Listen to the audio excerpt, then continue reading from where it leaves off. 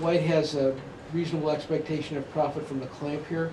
Even if all that ever happens is he honeys and black extends and he crawls and black plays Atari and he connects and black plays here, that's already nearly the difference in the game if you're calling it 9 points.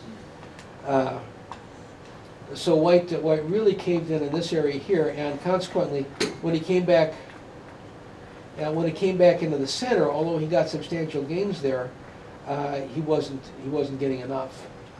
Which means then, again, from Black's perspective, if instead of messing around, he just simply plays here, he has to have a real comfortable lead because of this pass. So what else do we have here? Can I ask you a quick question? Yeah. So, assuming that Black wants to deal with the white stone in the middle instead of, play the territory move, which I guess is probably better, was there a more graceful way of doing it? It's not about tactics and it's not about grace, it's all about profits. The time to attack is when you can create a profit by attacking. Until the profit area is set up, there's nothing to attack for.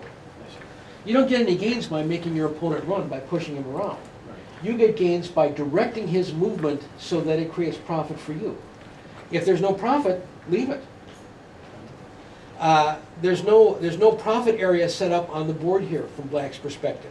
If he plays from the center side, as in the game here. When he plays here, see, this move says I'm going to push you along this line and make profit here. Well, there's no profit there. If alternatively Black were to come from a different direction, from over here then, and now this says I'm going to push you in this direction and make my profit here. Well, there's no profit here. You have attacking is about profit, and until you have set up the profit area, there's no attack. So what you have to do is when you see something like that, that's an issue in the game. You know that what's happening in this game is going to relate to this stone. So what Black does is Black thinks, now where do I have something in this game where once I have played through it, that creates a profit area for me vis-a-vis this stone. Then you start with that, and then you move on to go after. Now, if it weren't for the fact that White was so strong in through here, Black could consider, for example, a kind of a leaning clamp, where if White bites on this stone, Black will get enough strength that he'll intend to take the white stone, block its exit, and force it to die. But of course, he can't lean on White because White's too strong. So that's not going to work. So Black can afford to take his time. In fact, you see, I analyzed this stone as being actually a territory loss for White. White gave Black territory by playing it. I was going to come in and challenge Black in that area immediately.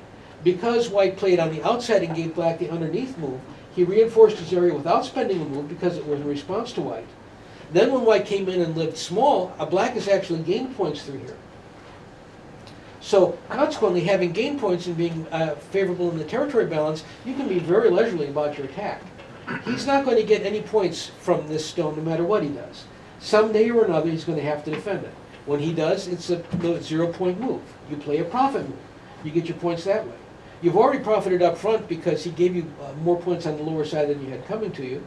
Then later on, when he plays moves to defend himself, you're profiting then as well. That's enough.